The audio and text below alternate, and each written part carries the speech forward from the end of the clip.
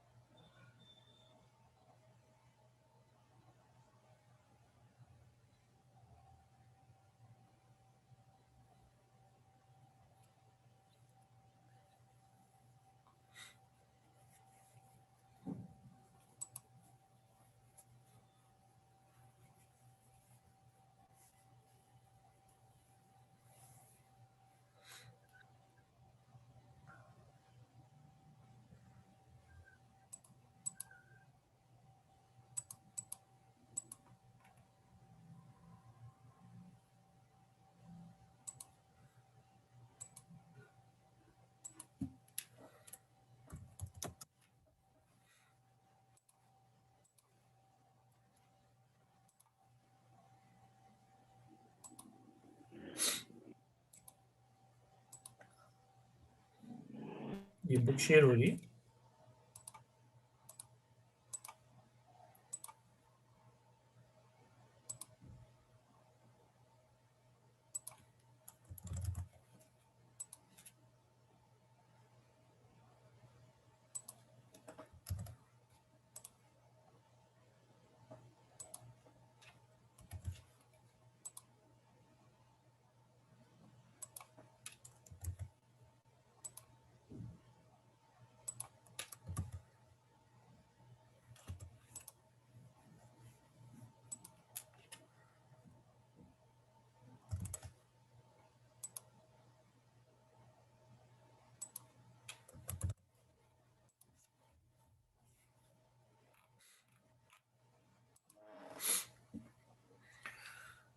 अच्छा जी।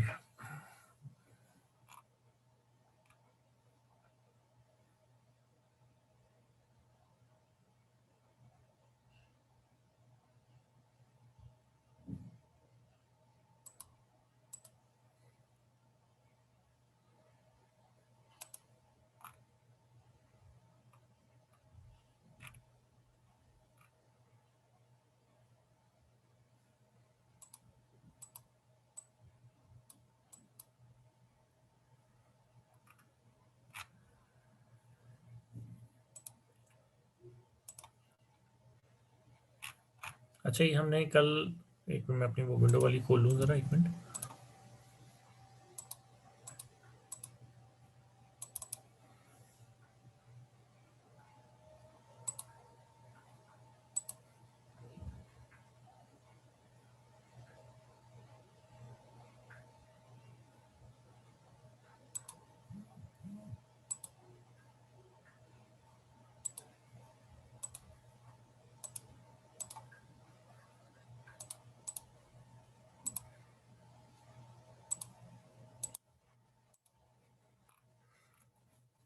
ये हमने कल ऑडिट के प्रोसेस को दिखा था कि डिफाइन द ऑडिट ऑब्जेक्टिव हमारा पहला स्टेप है।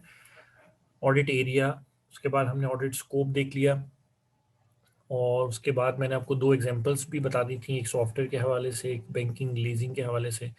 फिर मैंने कहा कि हम ऑडिट प्लानिंग करते हैं, जिसमें मैंने आपसे कहा कि हम ट्रैवल अरेंजमेंट है, रेजिडेंशियल अरेंजमेंट है, ट्रांसपोर्टेशन है, जो एडमिनिस्ट्रेटिव इश्यूज हैं उनको प्लान करते हैं। हमारा टाइम ऑडिट पे कितना लगेगा, टाइम का मतलब है कि ऑडिट हम स्टार्ट कब करेंगे, ऑडिट को हम ख़त्म कब करेंगे, और टोटल ड्यूरेशन ऑफ ऑडिट कितना होगा। ये उसकी ये इसके लिए भी ज़रूरी है, क्योंकि इसकी बेसिस के ऊपर हम जो ऑडिटी है उससे चार्ज क्लेम कर रहे होते हैं। क्योंकि बेसिक रूल ये है कि जितने नंबर ऑफ ऑडिटर्स होंगे प्लस वो जितने घंटे ऑडिटी की ऑर्गेनाइजेशन में लगाएंगे, फिर हर ऑडिटर का एक्सपीरियंस के हिसाब से डिफरेंट प्राइस होती है। उसके हिसाब से फिर हम उसको डिपेंड करता है कि सीनियर जूनियर कितने हैं, ये हम डिफाइन करते हैं। फिर हम एक टीम कंपोज करते हैं। फिर टीम में टीम लीड कौन होगा, जूनियर लीड ऑडिटर कौन होगा, ऑडिटर्स की रिस्पॉन्सिबिलिटीज़ को आपस में डिवाइड करते हैं। फिर वेन्यू ऑफ द ऑडिट क्या होगा, रेप ऑफ द ऑडिट क्या होगा, एविडेंस डाटा कलेक्शन कैसे हम करेंगे। हम यहाँ तक भी बात को सोचते हैं कि हम सैम्पलिंग कैसे करेंगे। ये हम अपने ख़ासतौर पे जूनियर ऑडिटर्स को ये सिखाते हैं कि आपने सैम्पलिंग कैसे करनी है। सैम्पलिंग भी मुख्तलिफ तरीके से होती है। एक सिंपल ये है कि आपने स्टैटिस्टिकल सैम्पलिंग जिस तरह हम कहते हैं कि आप एक अंदाज़ा लगा लेते हैं। जिस तरह आईटी के अंदर हम करते क्या हैं, मैं एक मिसाल दे रहा हूँ कि अगर मैं सैम्पलिंग करूँ तो मैं कैसे करूँगा कि मैं जिस फर्म में गया ऑडिट करने तो वहाँ पे उनसे जाके पूछूंगा, अच्छा ज़रा आप मुझे अपने नंबर ऑफ एसेट्स बता दें, या हम उसको और मज़ीद क्या कहना चाहिए प्रिसाइज कर देते हैं कि मैं उनसे कहता हूँ कि अच्छा ज़रा आप मुझे ये बताएं कि आपके टोटल नंबर ऑफ सैंपल्स कितने हैं, sorry total number of servers कितने हैं। तो अगर वो मुझे काउंट बताते हैं, लेट से वो कहते हैं कि 10 सर्वर्स हैं, तो मैं रफली क्या करूँगा कि मैं 2 या 3 सर्वर्स को पिक कर लूँगा। तो ये होगी स्टैट, ये तो हो गया एक आपका जजमेंटल सैम्पलिंग कि आपने कहा पॉपुलेशन इतनी है, आपने उसके हिसाब से 25% के हिसाब से एक सैंपल ले लिया। दूसरा ये है कि आप जो आपने स्टार्ट्स में सैम्पलिंग की टेक्निक्स पढ़ी होंगी, जिनको हम स्टैटिस्टिकल सैम्पलिंग करते हैं, कि आप पहले पूछ लेते हैं कि भाई आपकी पॉपुलेशन क्या है, फिर आप कोई फार्मूला लगाते हैं, उस फार्मूले की बेसिस के ऊपर आप अपनी सैम्पलिंग कर लेते हैं। तो एक ये तरीका होता है। तो बहरहाल सैम्पलिंग के अपने तरीके हैं, आप लोगों ने स्टार्ट्स में पढ़ा होगा, मुझसे ज़्यादा बेहतर आप लोग जानते हैं। तो ये चीज़ें में हम करते हैं। फिर मैंने बताया कि बहुत इंपॉर्टेंट चीज़ क्या है कि आपके पास एक ऑडिट की चेकलिस्ट होनी चाहिए। चेकलिस्ट का मतलब ये है कि आपको ये पता हो कि आपने ऑडिटी के यहाँ जाके क्या सवालात पूछने हैं। फिर मैंने उन सवालात के बारे में भी आपको बताया है। दूसरी एक और बात भी याद रहे कि आप लोगों ने ड्यूरिंग दी ऑडिट इस बात को बहुत फोकस करना है कि अगर किसी सवाल जवाब में आपने कोई डिस्कशन नहीं करनी।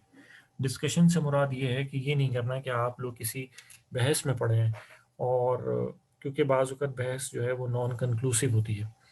तो इस मामले को आपने अवॉइड करना है कि किसी किस्म की डिबेट में नहीं जाना आपने। आपने अपने जो आपका एजेंडा है ऑडिट का उसके ऊपर फोकस रहना है। बाज़ औक़ात ऑडिटी जो है वो ड्यूरिंग द ऑडिट ऑडिटर को ऑ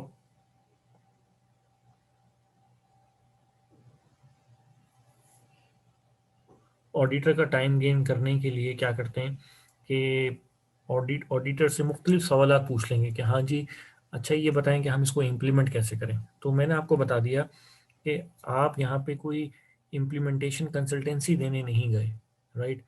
आपका काम है ऑडिट करना, फैक्ट्स को देखना, इंफॉर्मेशन को एक्सट्रैक्ट करना, एविडेंस को कलेक्ट करना।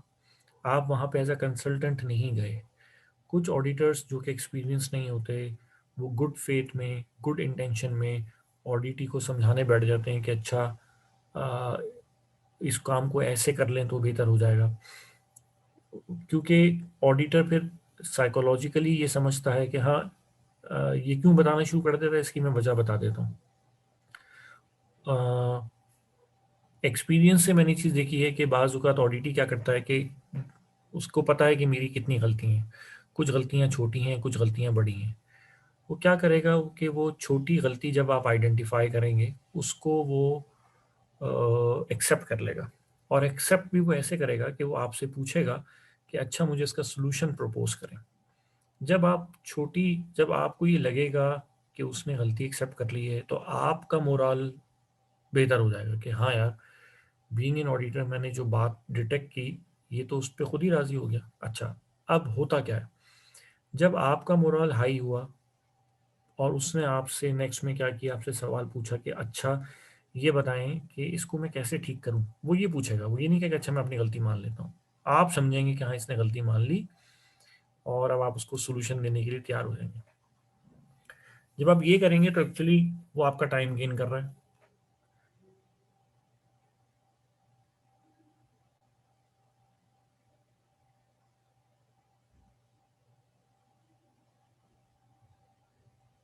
उसमें ये होगा कि जब आपका वो टाइम गेन करेगा, तो आपके पास आपका काम करने के लिए टाइम कम बचेगा। तो हो सकता है कि आप उस बड़ी गलती तक पहुंची ना, उस बड़ी बड़ी गलती को डिस्कवर ही ना कर पाएं, जो कि एक्चुअल बहुत मेजर नॉन कंप्लाइंस थी। इसका मतलब है कि आपको इस बारे में बहुत फोकस रहना है, हर वक्त, हर 2 घंटे बाद, आधे घंटे बाद आपने अपने आप को सिखाते रहना है भाई, बी फोकस्ड, बी फोकस्ड। तो बाज़ औक़ात इसको, ये एक तरह का स्क्रिप्ट होता है ऑडिटी की तरफ से। ऑडिटी को पता है कि मैंने कैसे चला, तो ऑडिटी भी ऑडिट करा करा के तजर्बेकार हो जाता है एक्चुअली। अच्छा, मजे की बात ये कि ऑडिटी बाजू का हर साल डिफरेंट ऑडिटर्स को ऑडिट करा रहा होता है, तो उसको भी पता चल रहा होता है कि हाँ, कि ऑडिटर कैसा है। तो वो प्रीवियस एक्सपीरियंसेस से लर्न कर रहा होता है, और बजाय इसके कि अपनी गलतियों को ठीक करे, वो ड्यूरिंग द ऑडिट अपनी गलती को छुपाने की कोशिश कर रहा होता है स्मार्ट तरीके से। तो सीनियर ऑडिटर का काम, एक्सपीरियंस ऑडिटर की यही क्वालिटी है कि वो फिर भी जज करे, वो उसके ट्रैप में ना आए। बहरहाल, मैं इसका ये मतलब नहीं कह रहा कि आपने हर पहले ही बदगुमान हो जाना है ऑडिटी से। मैं लेकिन आपको एक एक्सपीरियंस बेस्ड बात बता रहा हूँ। तो आपने इसलिए अपनी इन मतलब मुख्तसरन ये कि आपने अपने आप को फोकस रखना है अपनी अपने एजेंडे पे, और वो तभी रख सकते हैं जब आपके पास एक फहरिस्त होगी, चेकलिस्ट होगी, और आपको पता है कि आपके सवालात क्या हैं। अच्छा, एक और बात बता दूं, आप सवाल पूछें। लोग, कुछ ऑडिटर जो जूनियर ऑडिटर्स होते हैं, मैंने देखा है कि वो क्या करते हैं कि सवाल पूछते रहते हैं, सवाल पे सवाल, सवाल पे सवाल। आपने अगले सवाल पे तब जाना है जब आपको पिछले सवाल का कोई ऐसा जवाब मिल जाए जो कि अ, जो कि एविडेंस बेस्ड हो, जिसकी बेसिस पे आप ये फैसला ले सकें, हाँ ये कंप्लाइंस है, ये नॉन कंप्लाइंस है। अच्छा, बाज़ औक़ात ये होता है कि ऑडिटर ऑडिटी से सवाल पूछता है, ऑडिटी सवाल का जवाब देता है, और ऑडिटर गौर से नहीं सुनता। तो you have to be very good listener. ना सिर्फ you have to be a very good listener, you have to be analytical कि यार इसने क्या जवाब दिया है, and you have to write it down immediately. आपने लिसनर भी अच्छा बनना है, आपने you have to be a good documenter, you have to be a good analytical person. आपने एक ही वक्त में और अगला अगला सवाल पूछने से पहले ये तीनों काम करने हैं। कहीं भी बेहतर यह है कि एक चीज़ को आप इतना फोकस होकर सुने कि ये ना हो कि आप उसे बार बार पूछ रहे हो, वो कहेगा भाई आपकी तवज्जो किधर है। तो ये ना हो कि आपने सवाल पूछा और उसका जवाब, बाज़ औक़ात ऑडिट में ऑडिटर क्या होता है, शुरू शुरू में मुझसे क्या गलती होती थी कि मैं लिख तो लेता था शॉर्ट हैंड में, लेकिन मुझे बाद में जाके खुद ही नहीं समझ आता था कि मैंने क्या लिखा। तो आपने बड़ा क्लियरली और बहुत ही प्रिसाइज वर्ड्स में जवाब लिखना है, ताकि आपको कल जाके जब रिपोर्ट कंपाइल होगी तो आपको समझ आ जाए कि हाँ, जब रिकॉल करेंगे कि हाँ ये एक्चुअली क्या हुआ था, क्योंकि उसकी बेसिस के ऊपर ही आपने डिसीजन लेना है। तो जितना अच्छा सवाल होगा, ये भी बड़ा डिपेंड करता है कि सवाल आपने कैसा तरतीब दिया है। तो इसीलिए ये प्लानिंग का पार्ट है कि आप अपनी चेकलिस्ट बनाएं। बाज़ औक़ात हमारे यहाँ चेकलिस्ट में बहुत सारे सवाल होते हैं, लेकिन फिर हमारे पूल ऑफ क्वेश्चंस होते हैं, तो फिर हम क्या करते हैं, मास्टर चेकलिस्ट होती है, तो हम क्या करते हैं कि जब हमें ऑडिटी का पता चल जाता है उसके हिसाब से हम अपनी जो मास्टर चेकलिस्ट होती है उसको कस्टमाइज कर लेते हैं, उसमें से सिलेक्टेड क्वेश्चंस निकालें। तो जो सिलेक्शन ऑफ क्वेश्चंस है, ये बड़ा डिपेंड कर रहा होता है। तो कहने का मतलब ये है कि you have to have a checklist in your hands. अच्छा, ये भी हो सकता है कि आप याद रख लें if you are very brainy, लेकिन in any case if you have a written checklist, or you actually memorize it, but even then in either of the cases you have to note down the answer। आपको उसके answer को note down करना है, right. Answer should be very much precise, answer should be very clear, like you must be very clear that what answer you have written, right. कल को आपसे लोगों ने पूछना है कि हाँ जी ये क्या लिखा था, ये क्यों लिखा था। तो in that case, in that situation, you should not be in a confusing state. You must have a very logical answer with you। तो असल ऑडिट कब हो रहा होता है, जब आप सवाल पूछ रहे होते हैं और आप जवाब सुन रहे होते हैं और जवाब लिख रहे होते हैं। अगर वो गलत जवाब दे रहा है, सही जवाब नहीं दे रहा, आपकी तसल्ली नहीं होती, आप उससे दोबारा क्लियर करें। और वो आपको घुमाने फिराने की कोशिश करे, आपने उसको वापस लेकर आना। You have to deal with that. यही चीज़ आपको सीखनी है। जब आप ऑडिट करने जाएंगे तो आपको ये सब बातें मैं बता चुका हूँ। आपको क्या करना है, आप इस चीज़ों को प्रैक्टिकली होते हुए देखेंगे और आपने फिर इन चीज़ों को, टैक्टिक्स को सीखना है कि कैसे मैंने उन लोगों को मैनेज करना है, कैसे मैंने ऑडिटी को एजेंडे पे रखना है, राइट। तो that is very interesting phenomena. मैंने बताया कि आपको कभी एग्रेसिव नहीं होना है, कभी रिएक्टिव नहीं होना है, राइट। अदरवाइज तो वहाँ पे क्या कहना चाहिए, सफारती ताल्लुकात कशीदा हो जाएंगे आप लोगों के। तो आप लोगों ने इन चीज़ों का बड़ा ख्याल, बड़ा कभी भी याद रखिएगा कि क्या कहना चाहिए, मैं इसको यूँ कहूँगा कि कभी भी तहम्मुल, पोलाइटनेस जो है ना, उसको नहीं छोड़ना चाहिए बीइंग एन ऑडिटर। यूँ समझें कि आप बड़े हैं, उम्र में बड़े हैं, आप बड़े हैं और आपने दरगुजर से काम लेना है, लेकिन कोई गलती है तो उसको आपने इग्नोर नहीं करना है, आपने नोट डाउन करना है, लेकिन आपने रिएक्ट नहीं करना है, अपने गुस्से पे कंट्रोल रखना है। आजकल ये बड़ा मसला है हमारे यहाँ कि ऑडिट में झगड़े हो जाते हैं, फिर उसका ऑडिट खुल जाता है। तो ये चीज़ें you have to be very clear, right.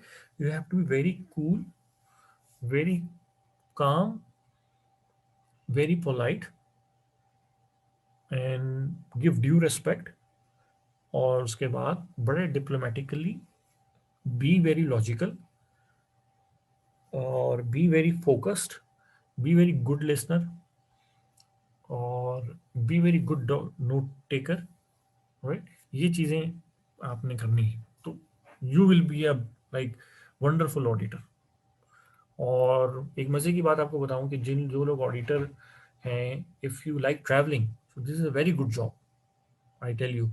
अगर आप ऑडिटर हैं और आप ट्रैवलिंग आपको पसंद है तो auditing is a very good, particularly in our field, auditor is a very good domain, good profession, right।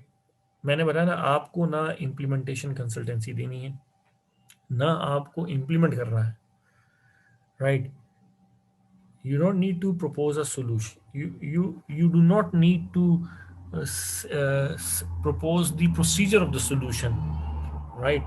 uh, you neither you need to implement the solution, which is the most challenging thing. You just need to identify the weakness, that is the thing, right. तो ये actually चीज़ है। तो बहरहाल ये मैंने कल भी कुछ चीज़ें रह गई थी इसलिए मैंने इसको रिपीट कर दिया। ऑडिट वर्किंग पेपर, अच्छा बाज़ वक़्त ऑडिट ही ये कहते हैं कि भाई वो भी अपनी को नोट टेकिंग कर रहे होते हैं, मज़े की बात, यहाँ जी ये क्या लिख रहे हैं या ये क्या बोल रहे हैं, राइट।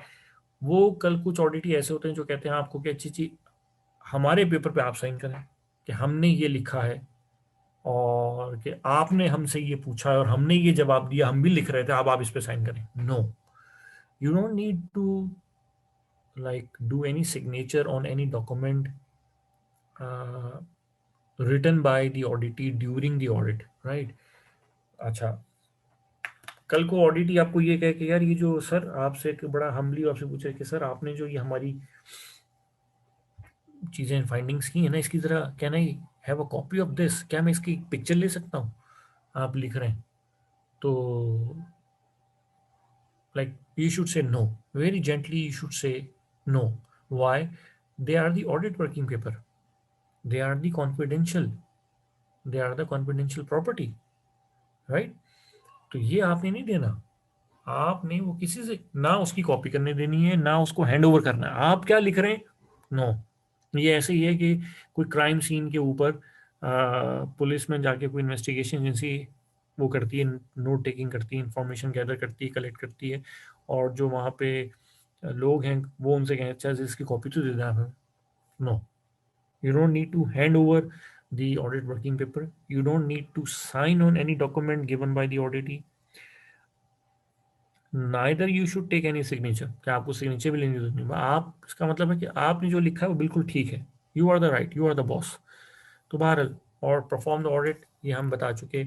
ऑडिट ओपनिंग मीटिंग होती है, ये फॉर्मल मीटिंग होती है जो हमेशा हर ऑडिट में होती है, जिसमें तमाम लोग बैठे होते हैं, बातचीत करते हैं। एविडेंस कलेक्शन मैंने बता दी। एविडेंस के हवाले से यहाँ मैं एक बात करना चाहता हूँ कि मैं बार बार एविडेंस एविडेंस एविडेंस क्या है। एविडेंस कोई डॉक्यूमेंट हो सकता है, एविडेंस कोई पेपर हो सकता है, एविडेंस कोई रिकॉर्ड हो सकता है, एविडेंस कोई रिसीप्ट हो सकती है, एविडेंस कोई चेक हो सकता है, एविडेंस कोई ट्रांजेक्शन का पिक्चर हो सकती है, कोई स्नैपशॉट हो सकता है, it could be a log, it could be anything that is recorded,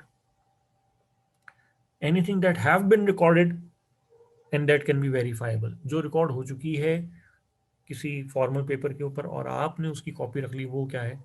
evidence. तो evidence is the fact that is verifiable. वो फैक्ट या वो फिगर या वो कुछ भी चीज, वो तमाम वो इंफॉर्मेशन जिसको वेरीफाई किया जा सके, उसको हम क्या कहते हैं? एविडेंस कहते हैं। अच्छा, अब आप एविडेंस में ये नहीं कह सकते कि इन्होंने कहा था। नो भाई, कि ये 2,000 रुपए की चीज आई थी, नहीं। रिसीट क्या है? क्या रिसीट पे 2,000 रुपए लिखा है? वो एविडेंस है। तो आपने एविडेंस बेस्ड काम करना है, पहली बात। एविडेंस की कॉपी आप रख सकते हैं, आप ऑडिटर से मांग सकते हैं, हाँ जी मुझे इसकी कॉपी दें, बिल्कुल दें। नहीं तो आप उस वो जो इंफॉर्मेशन, उसका कोई रेफरेंस नंबर, कोई चीज़ भी आप नोट डाउन कर लें, अगर वो ना दें कोई मसला नहीं। तो बहरहाल, दूसरी बात ये है कि बाज़ वक़्त आप एविडेंस मांगते हैं, वो आपको कॉपी नहीं देते, वो कहते हैं हमारा कॉन्फिडेंशियल है। ठीक है, आप चीज़ नोट कर लें, आप उसकी इन्फॉर्मेशन सारी नोट मत करें, बल्कि लेकिन आप कम से कम उसका रेफरेंस, हवाला नंबर नोट कर सकते हैं कि मैंने फलां डॉक्यूमेंट में, जो कि फलां बंदे के पास था, मैंने देखा था, उसका ये सब्जेक्ट था, ये था, वटेवर। उसके बाद मैंने आपको बताया कि अच्छा, एविडेंस के हवाले से तीन बातें। जो एविडेंस आप कलेक्ट कर रहे हैं, इट शुड बी अपडेटेड, पहली बात। एविडेंस जो है वो वेरीफाइबल होनी चाहिए, पहली बात। नंबर टू, एविडेंस जो है वो अपडेटेड होनी चाहिए, it should not be outdated. Number third, मैंने बताया एविडेंस वेरीफाइबल होनी चाहिए, एविडेंस जो है वो अपडेटेड होनी चाहिए, मतलब टाइमिंग ऑफ द एविडेंस या लाइफ ऑफ एविडेंस बहुत मैटर कर रही होती है। तीसरी बात ये कि एविडेंस ओपिनियन बेस्ड नहीं, इट शुड बी जजमेंटल, जो कि कंक्लूसिव हो, शुड बी लॉजिकल। चौथी चीज ये कि जो एविडेंस देने वाला है, उसकी भी बड़ी डिपेंड, उस पर भी बड़ा डिपेंड कर रहा होता है कि आप एविडेंस ले किससे रहे हैं, उसकी क्वालिफिकेशन क्या है। क्वालिफिकेशन से मुराद ये नहीं कि उसकी तालीमी काबिलियत क्या है, लेकिन क्या वो ये एविडेंस दे सकता है। अब आप किसी ऑफिस में जाके अगर किसी गेट कीपर से ये पूछें कि यार फायरवॉल कैसे मैनेज हो रही है, तो आप तो ये गलत काम कर रहे हैं ना। तो आपने जो जिससे आप एविडेंस कलेक्ट कर रहे हैं, जो सोर्स ऑफ एविडेंस है, उसकी सनद क्या है, उसकी क्रेडिबिलिटी क्या है, उसकी ऑथोराइजेशन क्या है, ये बड़ा इंपॉर्टेंट है। आपने इन चीज़ों को पे ख्याल रखना है। तो पेपर में ये आ सकता है कि एविडेंस की करेक्टरिस्टिक्स क्या है, कि एविडेंस वेरीफाइबल होनी चाहिए, एविडेंस आउटडेटेड नहीं होनी चाहिए, एविडेंस जजमेंटल होनी चाहिए, कंक्लूसिव होनी चाहिए। एविडेंस का जो एविडेंस प्रोवाइडर है, जो सोर्स ऑफ एविडेंस है, उसकी क्वालिफिकेशन से मुराद, क्वालिफिकेशन का मतलब उसकी डेफिनेटली उसका एक रोल है, it should be a reliable. Qualification का मतलब ये है कि वो कंसर्न हो और मजाज हो कि वो एविडेंस दे सकता है, और उसकी एविडेंस जो है, सोर्स ऑफ एविडेंस जो है, वो ऑथेंटिक होना चाहिए। ये कहने का मकसद है। उसके बाद हम क्या करते हैं, जब सब हो जाता है तो फिर हम audit closing meeting, closing meeting का मतलब होता है कि दोबारा जिस ओपनिंग मीटिंग हुई थी, तो क्लोजिंग मीटिंग में तमाम लोग बैठते हैं। वो फिर जो जो फाइंडिंग्स होती हैं, आप उनको वर्बली, तमाम दो तरीके होते हैं। अगर 4 ऑडिटर्स की टीम है, तो हर ऑडिटर, तो अमूमन ये होता है कि जो टीम लीड होता है वो बोलता है, सब लोग नहीं बोलते। फिर दो तरीके हैं टीम लीड, मैं बाजू फॉर एग्जांपल क्या करता हूँ कि, या एक तरीका तो ये है कि मैं मीटिंग से पहले शाम को जब ऑडिटर्स आपस में मिलें, तो मैं बाकी उनसे से इनपुट ले लूँ कि हाँ जी आपकी क्या फाइंडिंग्स है, और फिर मैं तमाम फाइंडिंग्स को खुद एक दफ़ा गो थ्रू करूँ, और नेक्स्ट डे क्लोजिंग मीटिंग में खुद इतना केपेबल हूँ कि मैं उसको बता सकूँ। अदरवाइज मैं, फॉर एग्जांपल मैंने सेटअप एक ऑडिट किया है, दूसरे बंदे ने बी का किया है, तीसरे ने सी का किया है, चौथे ने डी का किया है, तो या तो ये है कि मैं खुद ही कलेक्टिवली सबकी तरफ से रिप्रेजेंटेटिव बनकर अपनी फाइंडिंग्स को शेयर करूं। अब फाइंडिंग्स में मतलब क्या है? फाइंडिंग्स में आपने अच्छी बातें भी शो करनी, बतानी है, कि जहाँ जहाँ आपने कंप्लाइंस देखी पहले वो बताएं, फिर जो आपकी नॉन कंप्लाइंस है वो भी बताएं। और नॉन कंप्लाइंस बताने से पहले अक्सर हम क्या करते हैं, पर्सनली मैं भी ये करता हूँ, कि मैं कोशिश ये करता हूँ कि मैं को ये बता देता हूँ कि हमारा ऑडिट का मकसद आप लोगों की ना कोई ब्लेम गेम है, ना ये है कि आपको एक्सपोज करना है। हमारा मकसद टोटली इम्प्रूवमेंट है। हमारा मकसद किसी को लेट डाउन करना नहीं, किसी को इन्फीरियर करना नहीं, किसी की प्रॉब्लम्स को हाईलाइट करना नहीं, बल्कि आप सबके कामों में बेहतरी लाना है और कंप्लाइंस के लेवल को बेहतर करना है। तो कोशिश करें कि आप इसको ओन करें और इसको करेक्ट करने की कोशिश करें, इसको दिल पे ना लें। बहरहाल इस तरह के रिमार्क्स आप दे दें ताकि उनको समझ आ जाए कि हाँ, हमारा मकसद बेसिकली आपकी ही बेहतरी है।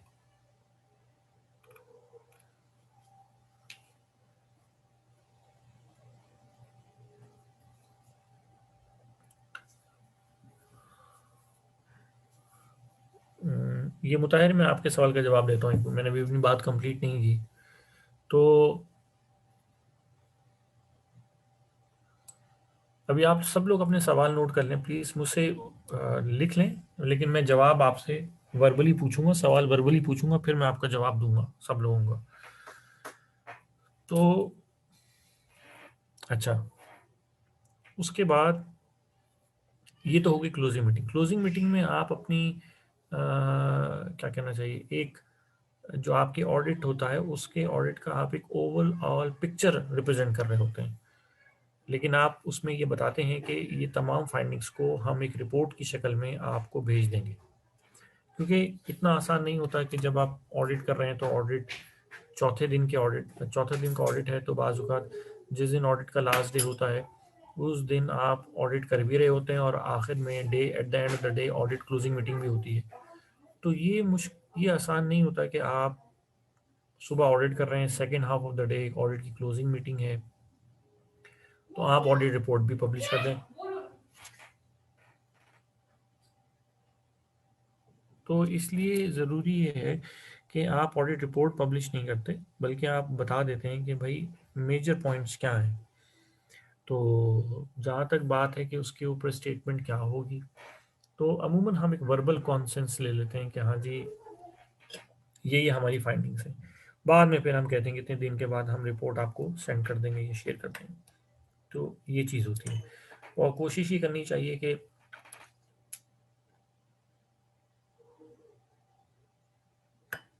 जो क्लोजिंग मीटिंग है उसमें आपके पास ये रिकॉर्ड हो कि ऑडिटी की तरफ से कौन कौन लोग थे, ये आपने एक रखना है। ऑडिटी तो खुद अपनी तरफ से एक अटेंडेंस लेता है कि कौन कौन आया था, लेकिन आपने इस बारे में बड़ा ख्याल रखना है कि बात याद रखिएगा कि ओपनिंग मीटिंग में, और आपने ये नहीं कि अटेंडेंस शीट प्लेस कर दी है, आपने देखना है कि बाज़-औक़ात ये होता है कि जो लोग ऑडिट ओपनिंग मीटिंग में आते हैं वो क्लोजिंग में नहीं आ रहे होते हैं, और जो क्लोजिंग में होते हैं वो ओपनिंग में नहीं होते हैं। इसका मतलब है कि और ड्यूरिंग द ऑडिट जिनसे आपने बातचीत की थी वो भी नहीं होते। तो ऐसे लोग होंगे तो वो तो नेगेट ही करेंगे। तो आपने इस चीज़ पे बड़ा नज़र रखनी है कि यार कौन-कौन लोग हैं जो कि क्लोजिंग में आए थे, ओपनिंग में आए थे, कौन नहीं आए थे, ताकि आपको हर तरफ से इन्फॉर्मेशन आपके पास हो। और आपने ये भी चीज़ नोट करनी है कि ऑडिटी की मैनेजमेंट आई थी कि नहीं आई थी। ये जब ऑडिटर ऑडिटी के दरमियान ताल्लुकात ख़राब होते हैं तो ये इन्फॉर्मेशन बड़ी यूज़फुल होती है।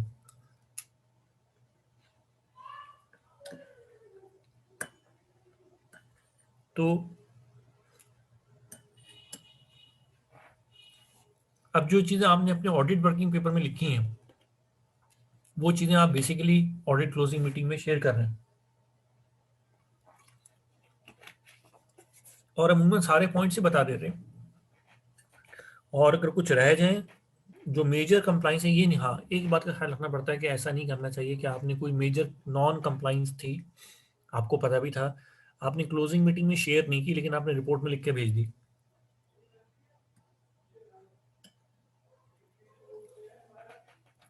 ये बात गलत है। हाँ, कोई माइनर नॉन कंप्लाइंस है या पॉइंट ऑफ इम्प्रूवमेंट है या सजेशन है जो आपने मीटिंग में नहीं बताई और बाद में लिख के भेज दी, चलो एक्सेप्टेबल। ये नहीं है कि वो मेजर चीज़ थी, क्लोजिंग मीटिंग में नहीं बताई और बाद में रिपोर्ट में लिख के भेजी, तो फिर उसमें क्या होता है कि ऑडिटी जो है वो ये कह दे, ऑडिटी उसके ऊपर एक नोट लिख के भेज देता है कि हाँ जी ये तो था ही नहीं। वो फिर एक नया उसमें फिर क्लैरिफिकेशन देनी पड़ जाती, तो बिला वजह फिर वो एक तरह का डिस्प्यूट क्रिएट हो जाता है। तो कोशिश ये करनी है कि उनको बता देना है कि भाई ये मेजर कंप्लाइंस है, ये माइनर नॉन कंप्लाइंस है। इनको हम स्टेटमेंट में रिपोर्ट की शक्ल में लिख के भेजेंगे। स्टेटमेंट्स क्या होंगी वो आगे पीछे हो सकती हैं, तो लेकिन ये यही चीजें होंगी, इसके अलावा कोई और पॉइंट नहीं होगा। ये बड़ा बारीकी उसके मैं रीजन बताऊं कि ऑडिटी जो है वो जब आप कोई नॉन कंप्लाइंस रेज करते हैं ना उसके मामले में बड़ा सेंसिटिव हो जाता है। तो फिर आपने कोशिश ये करनी है कि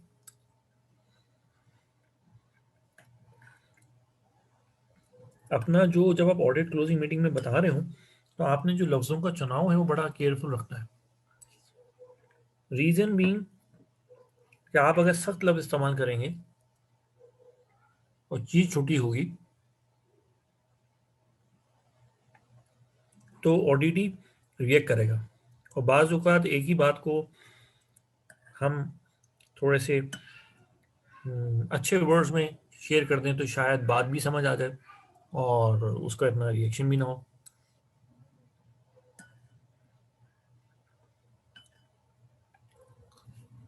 इसलिए मैं हम बार बार ये कहता हूँ कि एथिक्स जो है वो बहुत ज़रूरी है।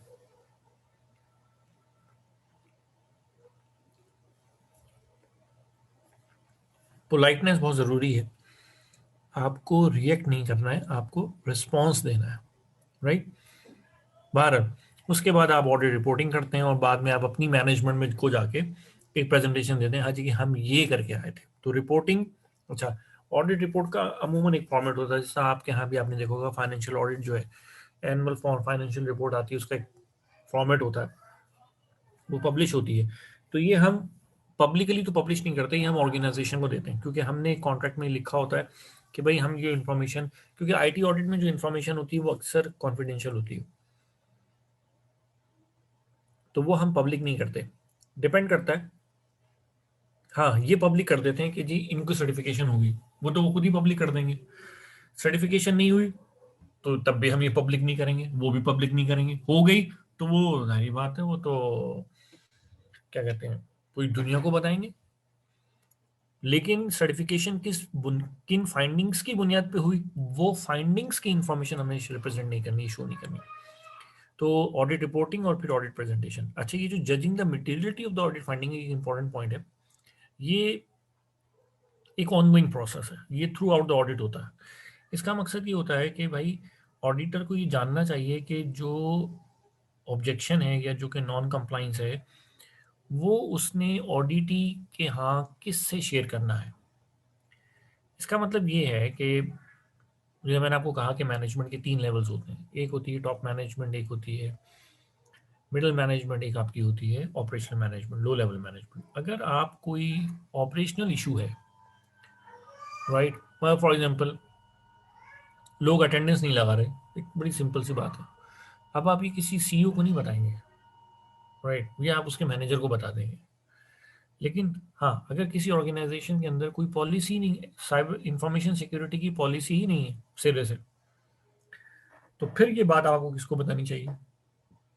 Top management. अब आप ये बात टॉप मैनेजमेंट को नहीं बताते बल्कि एक जूनियर ऑफिसर को बता देते हैं, वो कहेगा हाँ जी बिल्कुल होनी चाहिए। वो भाई वो आपने उसको कह तो दिया, क्या वो पॉलिसी ला सकता है? नो। क्या उसका मैंडेट है पॉलिसी बनाना? नो।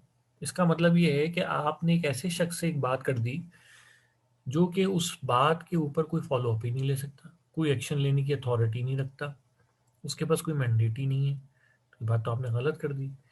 इसका मतलब ये है कि बात करने के लिए ज़रूरी है कि आप जिससे बात कर रहे हों, आपको ये पता हो कि ये जो बात मैं जिस शख्स से कर रहा हूँ, मैं ये ही is the right person to whom I should talk regarding this affair.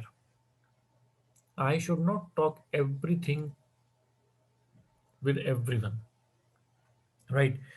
किसको क्या बात कहनी है, किस लेवल पे कहनी है, ये चीज़ जो है वो मुझे बतानी है। अब अगर for example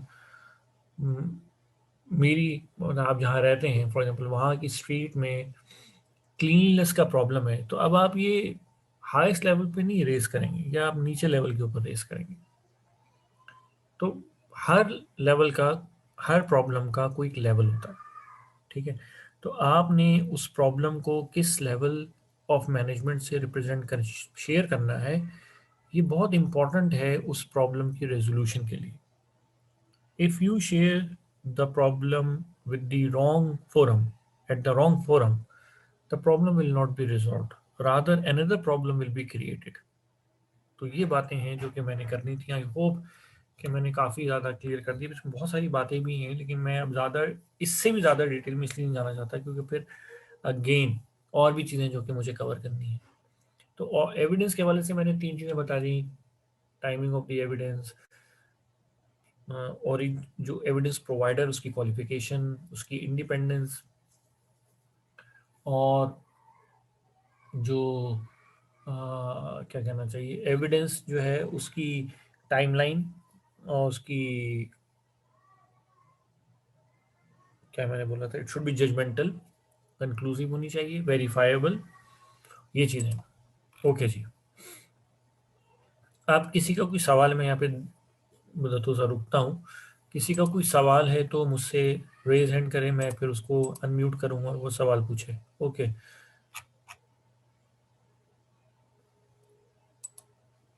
ji Tayyab. Sir ये सब्सटेंटिव टेस्टिंग। हाँ जी, ये क्या होती है मैं बता देता हूँ। मैंने कहा था कि ऑडिटर जो है वो जब एविडेंस कलेक्ट करता है तो सबसे पहले वो कंप्लाइंस टेस्टिंग करता है। कंप्लाइंस टेस्टिंग का मतलब ये है कि आप ऑडिटी से किसी भी चीज़ के बारे में कहते हैं कि भाई, अगर आपने कोई सवाल पूछना है तो आप उसको कहेंगे भाई इसका कोई डॉक्यूमेंट्री एविडेंस ला दो। तो अगर वो डॉक्यूमेंट्री एविडेंस ला देता है, इसका मतलब है कि आपका किसी किसी पर्टिकुलर चीज़ के बारे में कोई एविडेंस मांगना, ये एक आपने उसका टेस्ट लिया। अगर उसने एविडेंस ला दी तो वो टेस्ट पास हो गया। अगर वो एविडेंस नहीं ला सका, या वो एविडेंस लाया जो आपको एक्सेप्टेबल नहीं है, तो टेस्ट फेल हो गया। तो ये जो टेस्ट है इसको कहते हैं कंप्लाइंस टेस्ट। अच्छा, अब अगर बहुत दफ़ा कंप्लाइंस टेस्ट फेल हो रहा है, इसका मतलब ये है कि अब कोई और इशू है, इसका मतलब है काम में मसला है।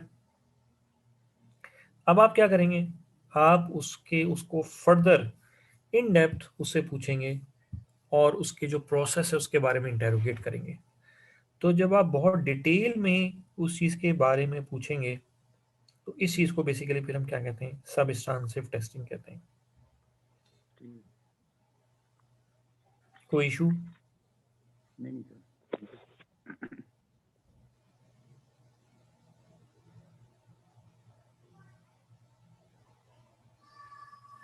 जी तो ये बात क्लियर हो गई? जी जी सर। ओके जी मुताहिर, अब पूछें सवाल।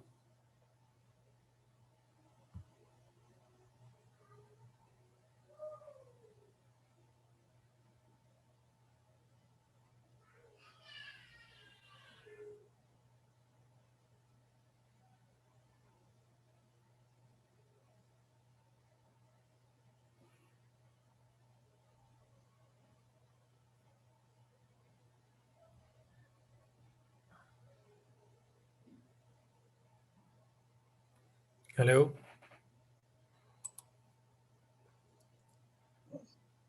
आवाज आ रही जी है सर? मुताहिर।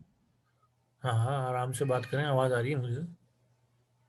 सर, क्वेश्चन नंबर 1 ये था कि अगर हमें कोई ऑडिट कंप्लायंस के अंदर इश्यू आता है या हम अपनी रिपोर्ट कंपाइल कर रहे होते हैं, तो ऑन स्पॉट क्लोजिंग रिमार्क्स में क्या वो रिपोर्ट हम ऑडिटी से शेयर कर सकते हैं? नंबर 1। क्वेश्चन नंबर 2 ये है, इन एक मिनट एक केस मिनट एक minute, wait wait wait, please wait. पहला सवाल आपने ये कहा कि जो हम ऑडिट के दौरान फाइंडिंग्स हमारी होती हैं, जो हम कमेंट्स कंपाइल कर रहे होते हैं, वो हम शेयर कर सकते हैं कि नहीं कर सकते? जी। जी बिल्कुल कर सकते हैं। मतलब वर्ड्स ओके। मन वन तो शेयर नहीं करेंगे, लेकिन आप ये बता सकते हैं कि हाँ। एक और बात यहाँ पे मैं बताऊं कि आईटी के हवाले से हम जब सर्टिफिकेशन ऑडिट देते हैं ना, तो मैं अपनी बात कर रहा हूँ कि जब मैं कोई हमें कोई बुलाए और हमें कहे कि जी हाँ आपने हमारा सर्टिफिकेशन ऑडिट करना है, तो मैं ऑडिट क्लोजिंग मीटिंग में और ऑडिट ओपनिंग मीटिंग में ये 2 दफ़ा दोहराता हूँ। ये बात जो मैं अब करने लगा हूँ वो ये कि मैं ये कहता हूँ कि हमारा काम ऑडिट फाइंडिंग्स करना है, और at the end of the audit हम अपनी recommendations भेजते हैं, राइट? इसका मतलब ये है कि we are not the authority to make the decision that the certification may or may not be awarded to you. We are the we are the people, we are the team who will only provide the recommendations, right, based on the evidence. We are not the authority to certify you, right? इसका क्या मकसद हो गया? इसका मकसद ये हो गया कि रीज़न बीइंग कि एक दफ़ा ऐसा हुआ मेरे साथ कि मैं ऑडिट पे गया, मैंने क्लोजिंग मीटिंग में बताया। अभी मैंने, क्योंकि मैंने कहा कि शुरू में अच्छी बातें करनी चाहिए, तो मैंने भी उनको मैंने उनको कंप्लाइंस बताई थी। I was actually rehydrating the good performances. तो हुआ ये कि जो उनकी सीनियर मैनेजमेंट थी, दे थॉट कि everything is so good that actually they have been awarded the certification. So what they did, by the moment I actually just about to finish my findings about the good compliance, और मैंने भी अपनी non compliance शुरू करनी थी in between at that some time, क्योंकि वो senior management भी बड़े तेज लोग होते हैं, उनको पता होता। He judged the movement and then he started taking over the meeting and started saying some comments that was reflecting actually that they are actually they have been awarded, and they were saying that they are very grateful to me because I have awarded the certification. And then they formally announced to celebrate the occasion of being certified in like by having virtue of having my presence in between them. So he ordered someone to bring some cake and all that thing so that we can celebrate. So at that moment of time, I have to spontaneously actually interrupt his comments by saying that I have actually not completed my closing remarks, and my closing remarks does not mean the final statement of being awarding the certification to you. So that was the fourth time in that meeting I have to reiterate that thing, that I'm not the authority who has to make the decision that you've been awarded the certification. You getting my point? Yeah, okay, great. ये बात है। तो अब पूछें दूसरा सवाल। Boss, दूसरा question ये है कि in routine days audit, you know very well कि ऑर्गेनाइजेशंस में या फर्म्स में ना मनी एम्बेजलमेंट के भी बड़े केसेस रिपोर्ट हुए हैं। अच्छा, उसमें होता यह है कि हम जब ऑडिट अच्छा, कर रहे होते हैं, जी जी, तो ऑडिट के वक्त अगर कोई केस रिपोर्टेड है, मनी एम्बेजलमेंट का केस रिपोर्ट है, तो क्या is it okay to use some technical devices to record these मतलब के conversation between auditor and auditee? So in final remarks अगर auditee बाद में उससे मुकर जाता है मैंने तो ऐसा कहा ही नहीं था, तो फिर हमारे लिए बड़ा मुश्किल हो जाता है। तो is it okay, appropriate, ethical or not? देखें, एथिकली तो ये चीज़ सही नहीं है, नंबर वन। अगर आपको पता है ये, अच्छा, पहली बात ये है कि सबसे पहले डिपेंड करता है ऑडिट का स्कोप क्या है, ठीक है?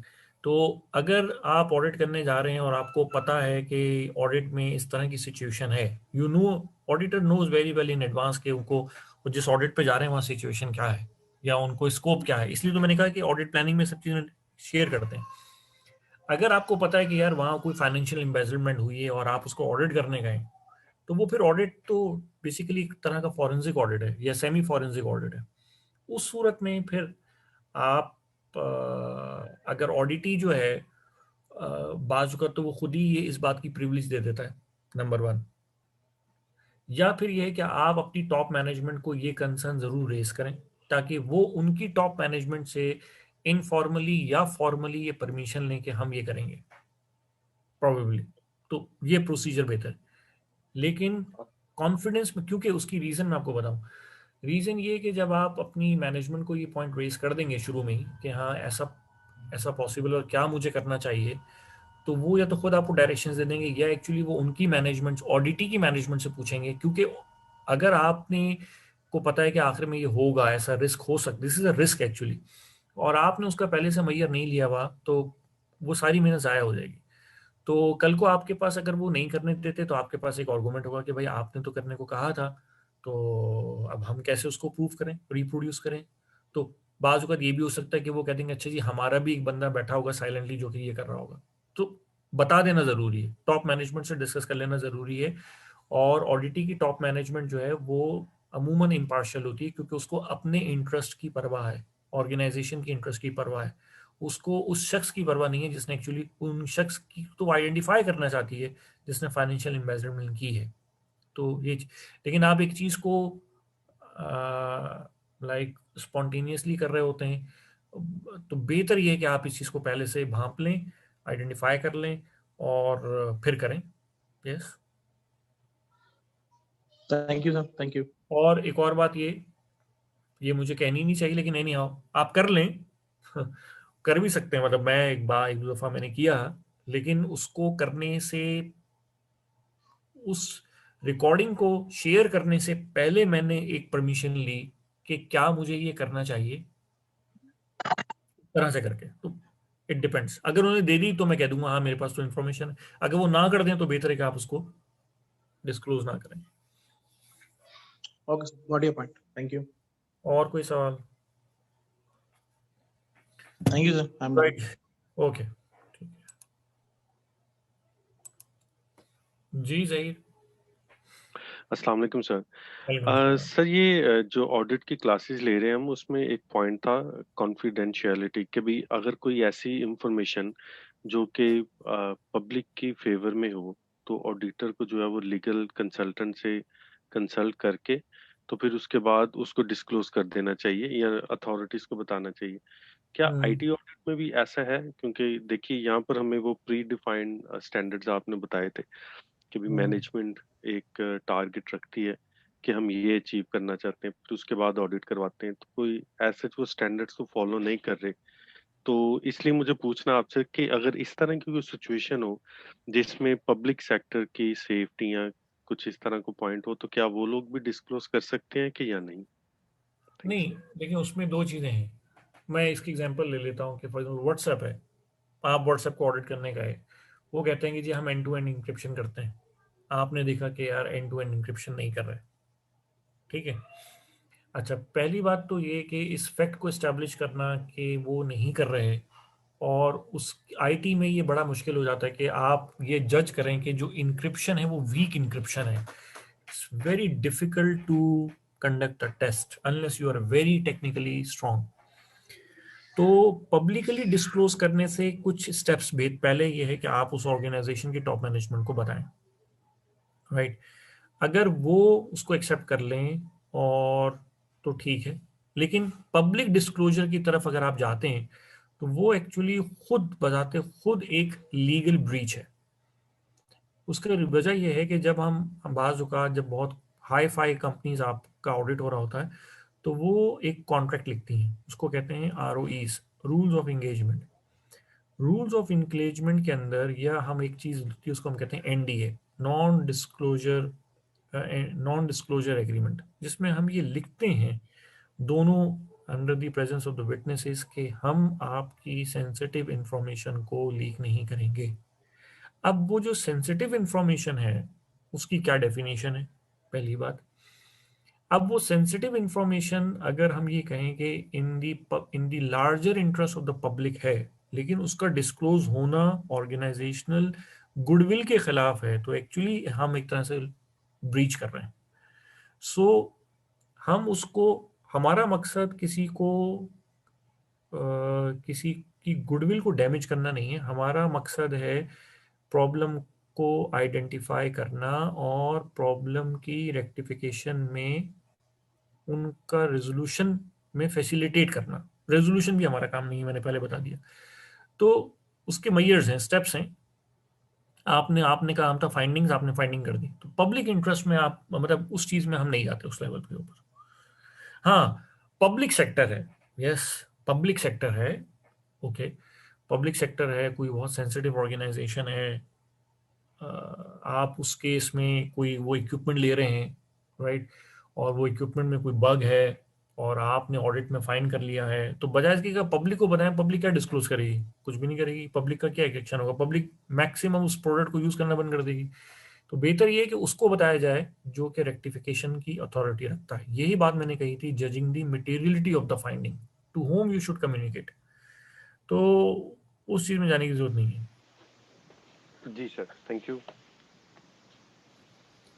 और कोई सवाल किसी का? ओके जी, आप मैं आप लोगों को आपके सवाल पूछ लेते हैं। आप जब क्लोज कर लेते हैं आप खुद म्यूट कर लिएगा, मैं खुद म्यूट कर देता हूँ, तो प्लीज इसको बुरा नहीं मानिएगा। जी, मैं बारी बारी नीचे आ रहा हूँ, जो मेरी लिस्ट में ऊपर है, मतलब मेरे लिए कोई किसी को फर्क नहीं अस्सलाम है, मैं सर। टॉप टू डाउन चल रहा हूँ। जी वालेकुम सलाम जी, पूछिए। सर मुझे ये पूछना था कि ऑडिट क्लोजिंग मीटिंग तो आपने बता दिया, इसमें ओपनिंग मीटिंग कौन से स्टेप पे होगी?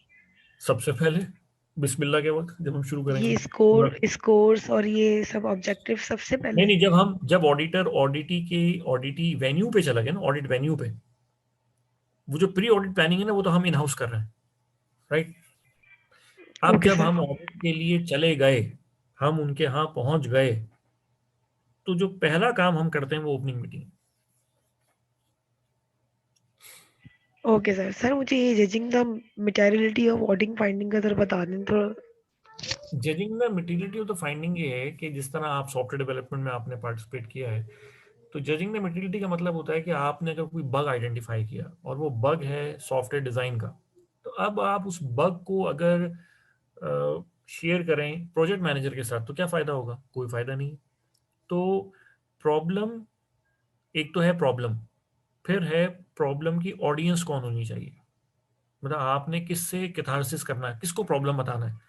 अब आप प्रॉब्लम की ऑडियंस गलत सेलेक्ट कर लेते हैं, तो इसका मतलब क्या है? आपने गलत जजमेंट की। तो जजमेंट का ही असल काम है कि आपने यार प्रॉब्लम को किस से शेयर किया और किस टाइम पे शेयर किया।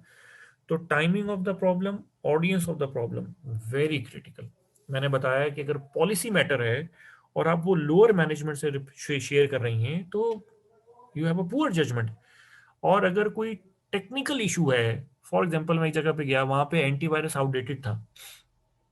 अब एंटीवायरस आउटडेटेड है, राइट, तो वो इशू टॉप मैनेजमेंट का नहीं है। मैं अगर सीटीओ को बताऊं भाई आपका एंटीवायरस आउटडेटेड था, वो कहेगा यार am I the right person to whom you are sharing this problem. अच्छा, एक जगह पे हम गए, वहां पे सॉफ्टवेयर लाइसेंसिंग नहीं थे। अब मैं वो नीचे डेवलपर से कहूँ यार your software is not licensed, वो कहेगा भाई I don't have the authority to buy the licence, tell someone who can do this. तो फिर मैं क्या करूंगा? मतलब I should ask to the project manager who has the mandate to buy the licence for the software development team. तो that is why I am asking कि judging the materiality of the finding का मतलब ये है कि आपने problem को किस से शेयर करना है, क्यों?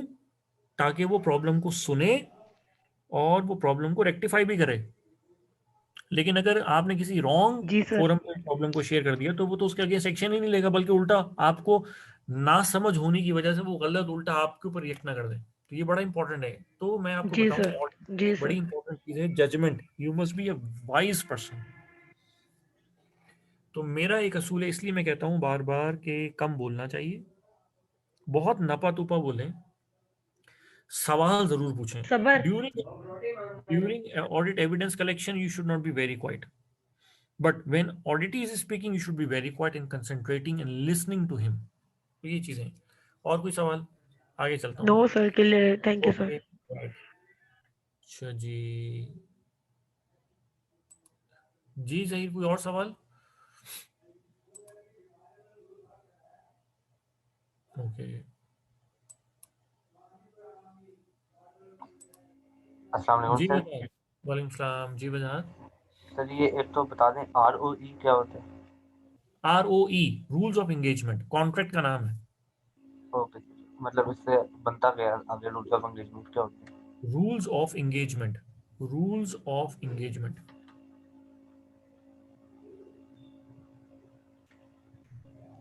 क्लियर होगी बात? सर ये होगी सर। नेक्स्ट क्वेश्चन ये है कि अगर किसी तरीके से मैंने जो ऑडिट नोट्स बनाए हैं वो टेम्पर करके या कुछ भी करके अगर ऑडिटी को पता चल जाता है कि मैंने उसको कहाँ पे नॉन कंप्लायंस मार्क किए, और वो अपने उन प्रॉब्लम्स को उन्हीं दिनों में कोई रेक्टिफाई करके आपकी ऑडिट नोट्स को या एविडेंसेस को चैलेंज कर देते हैं, ये पॉसिबल है? नहीं, टेम्परिंग कौन कर रहा है नोट्स में?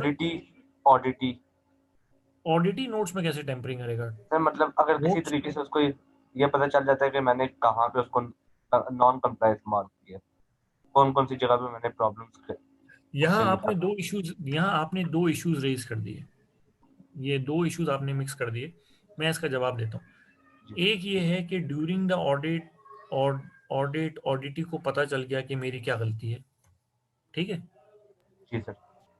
अच्छा, दूसरा ये है कि वो आपके वर्किंग पेपर में मॉडिफाई कर रहा है, टेम्परिंग कर रहा है, वो तो नहीं जी कर सकता। अगर करेगा तो वो जुर्म है, राइट। जी लेकिन हम इज्यूम कर लेते हैं कि उसको ड्यूरिंग ऑडिट पता चल गया कि उसकी क्या गलती है। अच्छा, मजे की बात ये है कि उसको ऑडिट से पहले ही पता होता है कि मेरी क्या गलती है, लेकिन ड्यूरिंग ऑडिट उसको ये पता चल जाता है कि मेरी क्या गलती है, और वो गलती इसको भी पता चल गई है, ऑडिटर को। एक्चुअली उसको सिर्फ इतना पता चलता है, उसको ये पता होता है मेरी क्या गलती है, उसको सिर्फ ये इजाफी पता चलता है कि ये गलती इसको भी पता चल गई है, और ये सबको पता चल जाएगी। अच्छा, अब वो क्या कर सकता है? वो क्या करेगा? ड्यूरिंग ऑडिट ही कह देगा मैंने ठीक कर ली, ठीक है, वो ठीक जी कर लेता है। अच्छा, अगर वो ठीक कर लेता है तो वो ऑडिट क्लोजिंग मीटिंग में डिनाई करेगा, ठीक है। वो जी डिनाई करेगा कि जी ऐसा नहीं था। वो अगर ये कर भी दे तो आप कहेंगे कि भाई आपके वर्किंग पेपर को कोई चैलेंज नहीं कर सकता। आप कहेंगे मैंने लिखा था ये ऐसा ही था। आप उसको फिर ये नहीं कहेंगे तुमने टेम्परिंग की है, आप उसको तारीफ कर दें। ऐसा हुआ है मेरे साथ कई मरतबा। मैंने छोटी मोटी चीजें थी, उनको ऑडिटी को पता था कि गलती है, उन्होंने ठीक करके लिया है। अच्छा, अब कुछ ऑडिटी बड़े अच्छे होते हैं, वो क्या करते हैं कि वो एक्सेप्ट कर लेते हैं। अच्छा, अच्छा तरीका क्या है? अच्छे ऑडिटी क्या होते हैं? अच्छे ऑडिटी ये होते हैं कि वो एक्सेप्ट कर लें गलती क्या थी, और वो ये भी बता दें कि हमने करेक्ट कर लिया। तो it's a point of appreciation, आप उसको अप्रिशिएट करें। अच्छा, कुछ ऑडिटी क्या होते हैं, गलती को ठीक कर लेते हैं लेकिन फिर एक गलती कर देते हैं। क्या? वो जो आप कह रहे हैं कि भाई हमने तो की नहीं थी, आप झूठ बोल रहे हैं।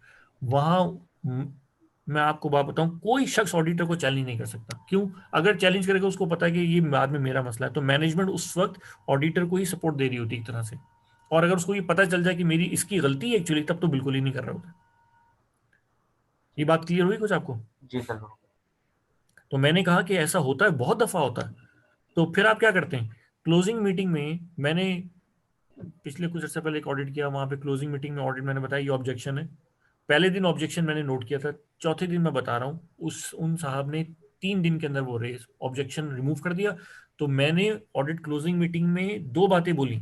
मैंने कहा that was a non compliance number 1, but I really appreciate that you have rectified it, and now I am removing this from my audit report. Now there is no point that you should note it down. हाँ, but before having said that, before saying that, आपने उसको verify करना है कि वो उसने ठीक वाकई कर लिया है। ये नहीं है कि आप उसको कहें कि भाई ठीक कर लिया, उसकी कही बात पे सुन लें। आपने एविडेंस बेस्ड ठीक करना है। मतलब मैं एक मजे एक छोटी सी बात बताऊं कि हम एक जगह पे ऑडिट करने गए, तो वहां पे जो इक्विपमेंट को हमारे यहाँ टेक्निकल इक्विपमेंट को डिस्पोज किया जाता है, हर जगह पे डिस्पोज किया जाता है खास टाइम के बाद। तो इक्विपमेंट डिस्पोज हो रहा है लेकिन डिस्पोज का रिकॉर्ड नहीं मेंटेन हो रहा।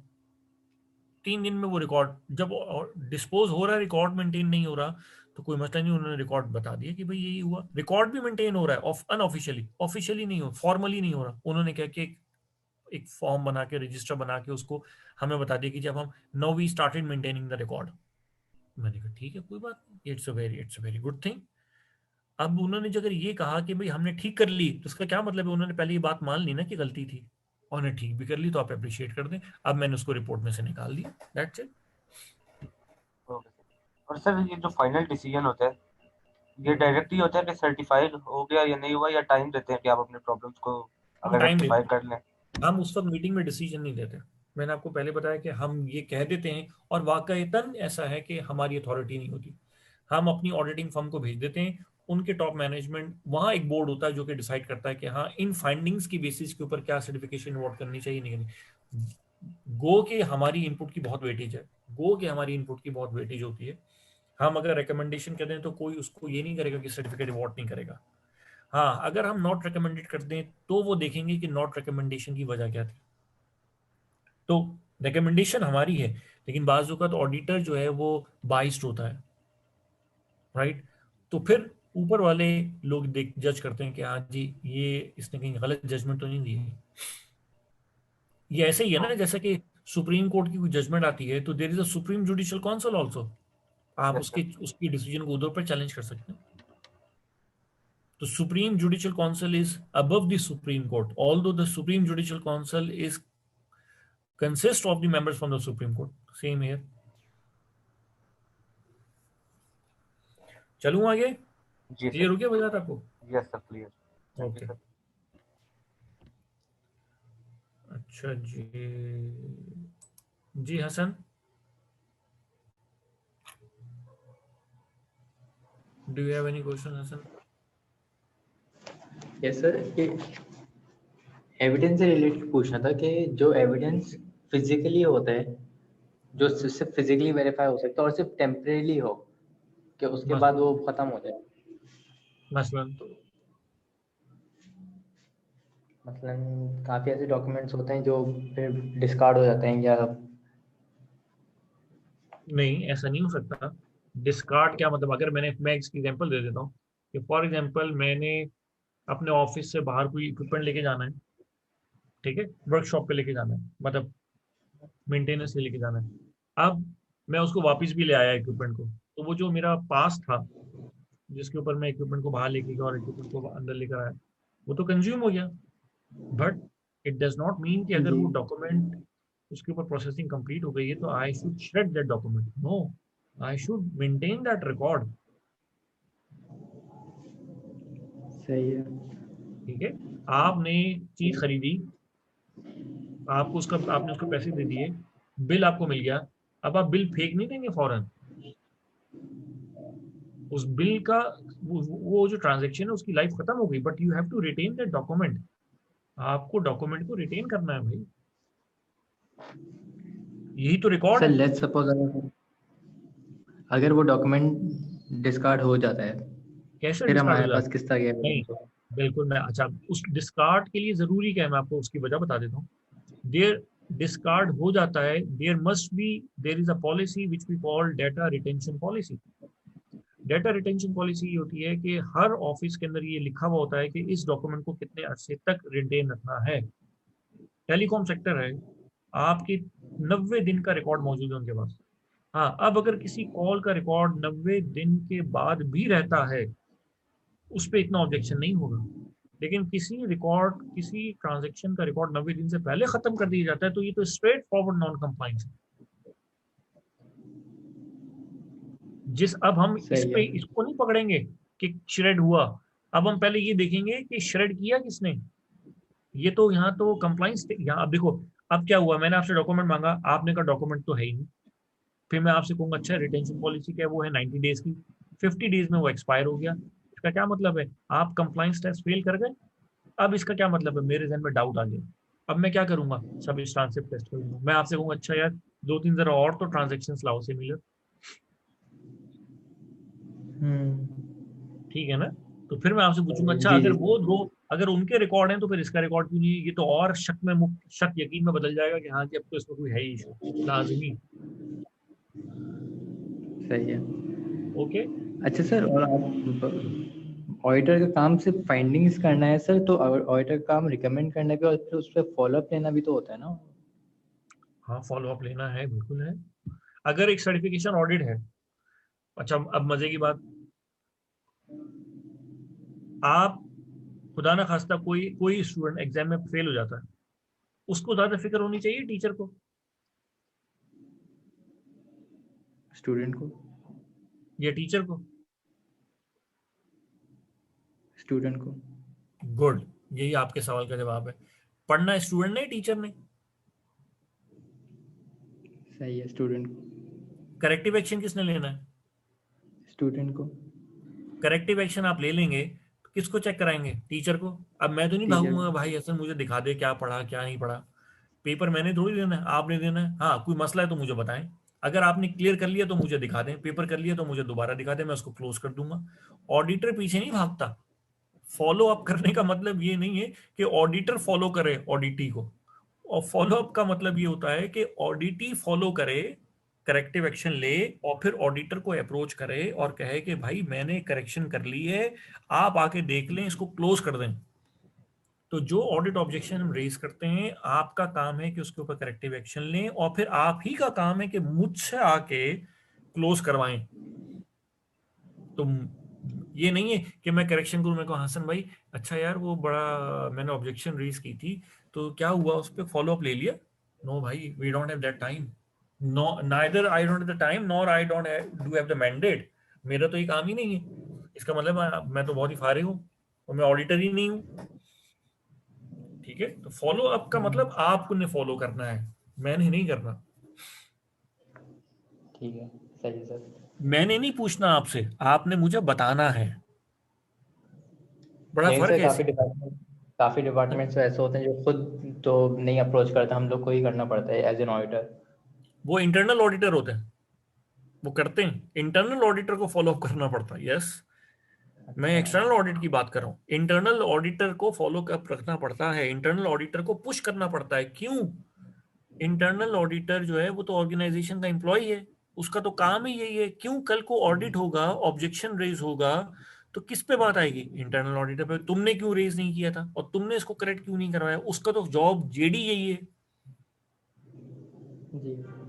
तो इंटरनल ऑडिटर का काम हाँ जरूर है कि पीछे पड़े अपने अपने उसके ऑडिट के, क्योंकि वो दोनों एक ही छतरी के नीचे हैं। जब सही है एक्सटर्नल सर। ऑडिटर होगा, जब एक्सटर्नल ऑडिट होगा तो एक्चुअल ऑडिटी इंटरनल ऑडिटर एक्चुअली ऑडिटी बन जाएगा। मजे की बात बताऊं, जब एक्सटर्नल ऑडिट होगा तो इंटरनल ऑडिटर एक्चुअली ऑडिटी बन जाता है। बात समझ रहे हैं ना?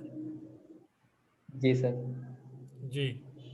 और ऑडिटी कहता है भाई अच्छा है, अब मजा आएगा, पहले हमारा ऑडिट हुआ अब इसका ऑडिट हो रहा होगा। तो इसलिए जरूरी है कि एम्बेरसमेंट से बचने के लिए वो हम्म, फॉलो करे। कोई सवाल और? सही है। क्लियर? सर एक एक कंफ्यूजन हो रही है, जी, कंप्लायंस और नॉन कंप्लायंस, इसमें डिफरेंस में थोड़ा सा कंफ्यूजन हो रही है। बहुत जमीन आसमान का फर्क है यार। अगर मैं एक पॉलिसी है, एक स्टैंडर्ड है, मैं एक स्टैंडर्ड की एग्जांपल ले लेता हूँ। स्टैंडर्ड में 10 क्लॉजेज हैं, आप किसी क्लॉज को वॉयलेट कर रहे हैं। बड़ी बड़ी सिंपल बताता हूँ। ISO 27001 2013 clause number 5, risk management. आप रिस्क मैनेजमेंट कर ही नहीं रहे, क्या है? स्ट्रेट नॉन कंप्लाइंस है। लेकिन आप रिस्क मैनेजमेंट कर रहे हैं, ये क्या है? कंप्लाइंस है। मतलब रूल्स एंड रेगुलेशंस फॉलो करने को कंप्लायंस बोलेंगे, और उसको नहीं हाँ, फॉलो करने को कंप्लाइंस नॉन का मतलब है मुताबिकत, फॉलो करना। नॉन कंप्लाइंस का मतलब है फॉलो ना करना। लेकिन कंप्लाइंस का मतलब सिर्फ कह देना नहीं है कि मैं फॉलो कर रहा हूँ, डॉक्यूमेंट्री एविडेंस प्रोवाइड करना कि मैं कर रहा हूँ। Action should speak rather words. सही है। ठीक है। ठीक है सर, क्लियर है, थैंक ओके। यू। जी सर। अच्छा, और कोई सवाल? किसी का भी एक मिनट नीचे सवाल है? अच्छा, आई होप सो कि अब सवाल काफी क्लियर हो गए हैं।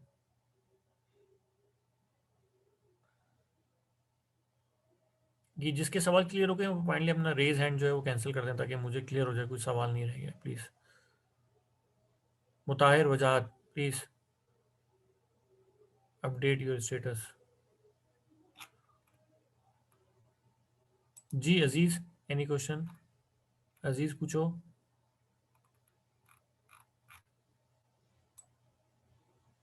Okay, Aziz is not here. Sir इधर ही हूँ। अच्छा पूछो, बताओ तुम। हेलो जी जी, सुन रहा हूँ, I can hear you. Sir. Sir ये जो ऑडिट रिपोर्टिंग का आपने बताया कि इसके कुछ स्टैंडर्ड्स होते हैं, वो स्टैंडर्ड्स कौन सा इदारा बनाता है? और ये जिस IFRS है, फाइनेंशियल अकाउंटिंग के स्टैंडर्ड्स, तो इसके कितने स्टैंडर्ड्स हैं और वो इम्प्लीमेंट होते हैं या इसी तरह विदाउट स्टैंडर्ड्स के रिपोर्ट पेश की जाती है? मुझे तो सच्ची बात है एक सवाल भी समझ नहीं आया, एक एक करके पूछो भाई। सर ये जो ऑडिट रिपोर्टिंग है, क्या ये कुछ स्टैंडर्ड्स के मुताबिक की जाती है या विदाउट अच्छा, स्टैंडर्ड्स अब रुक होती है? जाओ, यहाँ रुक जाओ। ओके, ऑडिट की जो रिपोर्टिंग है, जिस तरह आपके यहाँ इंटरनेशनल फाइनेंशियल रिपोर्टिंग स्टैंडर्ड है, तो हमारे यहाँ ऑडिट की रिपोर्टिंग का कोई इंटरनेशनल, ऑडिट की रिपोर्टिंग से मुराद ऑडिट की रिपोर्ट तैयार करने का कोई इंटरनेशनल स्टैंडर्ड नहीं है, नंबर 1, पहली बात। हाँ, गाइडलाइंस ज़रूर है, जो कि जैसे आपके यहाँ है, हमारे यहाँ भी गाइडलाइंस है। अच्छा, मोस्टली ये होता है कि हर ऑडिटिंग फर्म का अपना एक स्टैंडर्ड होता है रिपोर्ट बनाने का, ठीक है। अच्छा, अगर ऐसा हो सकता है कि ऑडिटी फर्म जो है वो ये ख्वाहिश जाहिर करे कि हमारे बनाए हुए फॉर्मेट के मुताबिक आप रिपोर्ट दे दें, तो it is the discretion at the auditor firms कि वो एक्सेप्ट करे या ना करे। लेकिन मोस्टली हमारे यहाँ एक, क्या कहना चाहिए, एक यूनिवर्सल स्टैंडर्ड डिक्लेयर्ड नहीं है, लेकिन अनडिक्लेयर्ड फॉर्मेट चलता है। आप सबको पता है कि ऑडिट की रिपोर्ट कैसी होती है, अमूमन क्या उसके कंटेंट्स होते हैं। उन कंटेंट्स की तरतीब आगे पीछे हो सकती है, कंटेंट्स की जो फॉर्मेटिंग है वो डिफरेंट हो सकती है, टेक्स्ट का जो सिलेक्शन ऑफ वर्ड्स है वो मुख्तलिफ हो सकते हैं, लेकिन मोर और लेस वही चीज़ें होती हैं। अच्छा, कंटेंट्स में ऊपर नीचे, कंटेंट्स की लेंथ में फ़र्क आ सकता है, कंटेंट्स के सीक्वेंस में फ़र्क आ सकता है, लेकिन मोस्टली हमारे यहाँ क्या होता है कि हर ऑडिटिंग फर्म अपना एक स्टैंडर्ड बनाती, तो हमें ऑर्गेनाइजेशनल स्टैंडर्ड को फॉलो करना होता है रिपोर्ट बनाने के लिए। जी, नेक्स्ट क्वेश्चन। ठीक है सर, बस यही था, क्लियर करना था। ओके, और कोई किसी का सवाल? जी, anyone having any other question? जी सर, मुझे ये पूछना था, जो ऑडिट ही होता है वो मोस्टली इंटरनल ऑडिटर ही होता है? ये इंटरनल ऑडिट होगा तो इंटरनल ऑडिट में इंटरनल ऑडिटर होगा, एक्सटर्नल ऑडिट होगा नहीं, तो ऑडिटी जो होता है, ऑडिटी वो हमेशा ही इंटरनल ऑडिटर ही होता है वो? ऑडिटी हमेशा इंटरनल ऑडिटर होगा? नहीं, ऑडिटी, देखें, वो तो मैंने वैसे बता रहा था कि इंटरनल ऑडिटर भी इंटरनल ऑडिट, एक्सटर्नल ऑडिट में काम, लाइक उसका पार्टिसिपेशन होता है, लेकिन ड्यूरिंग द एक्सटर्नल ऑडिट जिसका ऑडिट हो रहा है वही ऑडिट है। उस वक्त ये नहीं होता कि ये इंटरनल ऑडिटर रह चुका है या ये ऑडिट ही, एक्चुअली ऐसा कुछ नहीं होता, ऑडिट ही है बस। ठीक है सर, ओके। ये क्योंकि ये ऑडिटी की ऑर्गेनाइजेशन डिसाइड करती है कि उनकी तरफ से ऑडिट कौन कराएगा। ये ऑडिटी की मैनेजमेंट डिसाइड कर रही थी कि उनकी तरफ से कौन तो representative.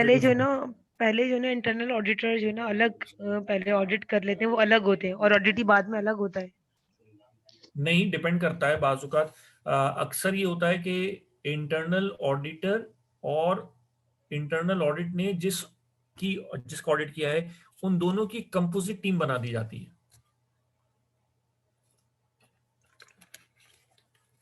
Okay sir. For external auditor like उसके लिए ये चीज मैटर नहीं करती। अगर मैं एक्सटर्नल ऑडिटर हूं तो it does not really mean to me कि यार मेरे सामने जो शख्स है वो कभी इंटरनल ऑडिटर रहा है या वो इंटरनल ऑडिटर का ऑडिटी है। Like it's of no concern to me, right? If I am external auditor, right, और आप, मेरे लिए कोई कंसर्न नहीं है कि आप इंटरनल ऑडिटर हैं या आप इंटरनल ऑडिटर की ऑडिटी हैं। For me you are an auditee, that's it. Before that audit, whether you were internal auditor or you were auditee, it doesn't mean to me. तो ये इंटरनल मैटर अफेयर है, इसीलिए मैंने बताया कि इसका आंसर ये है कि कंपोजिट टीम बना दी जाती है। Okay sir. मैं आगे चलूं क्योंकि अब हम, बहुत अच्छी बात है, आपने बहुत अच्छे सवाल किए जी सब सर। लोगों ने, हम बहुत प्रैक्टिकल, आई होप सो कि आप लोगों को थोड़ा काफी इनलाइटन हो गए होंगे कि यार क्या है।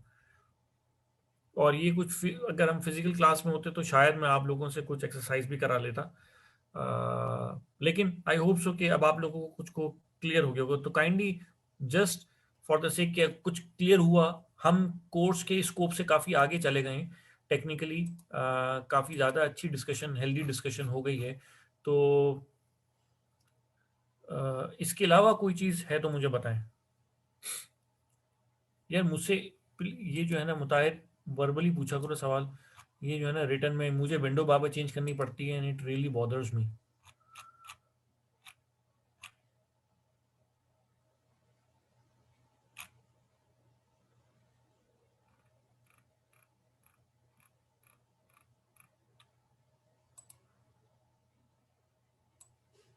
Actually sir ji I am sorry sir, वो मैं अनम्यूट नहीं हो पा रहा था। I just have one more question कि जी पूछिए। Is there any differences between major non compliances and minor non compliances? Yes, you may classify them or you may not classify them. However, I shall clear you the difference. ये हमारे यहाँ for example मैं QMS का भी auditor हूँ, lead auditor. मैं information security का भी लीड ऑडिटर हूँ। अब QMS के अंदर मेरा ये एक्सपीरियंस है कि वहाँ पे हम मेजर माइनर कंप्लाइंस की क्लासिफिकेशन करते हैं, लेकिन इंफॉर्मेशन सिक्योरिटी में हम थोड़े से ज़्यादा कंफ्यूजन को दूर करने के लिए सिर्फ कंप्लाइंस और नॉन कंप्लाइंस की बात करते हैं। ये हमारी प्रैक्टिस है। अच्छा, लेकिन इसके ऊपर ना स्टैंडर्ड कोई बात करता है। स्टैंडर्ड कहता है कंप्लाइंस या नॉन कंप्लाइंस, राइट। अच्छा, अब मैं बता देता हूं कि माइनर कंप्लाइंस का मतलब क्या। माइनर कंप्लाइंस का मतलब होता है कि, या पहले मेजर कंप्लाइंस का बता देता हूं। मेजर कंप्लाइंस का मतलब है कि आप अगर वेरी स्ट्रेट फॉरवर्ड किसी स्टैंडर्ड की किसी क्लॉज को वॉयलेट कर रहे हैं तो वो major non compliance. It's a compliance, non compliance major. Minor non compliance ये है कि आप एक क्लॉज के कुछ सेक्शंस को पूरा कर रहे हैं लेकिन पार्शियली पूरा कर रहे हैं, पार्शियली ठीक नहीं कर रहे, लेकिन फिर भी स्टैंडर्ड की क्लॉज फुलफिल नहीं हो रही, तो it could be considered as a minor non compliance. एक और बात।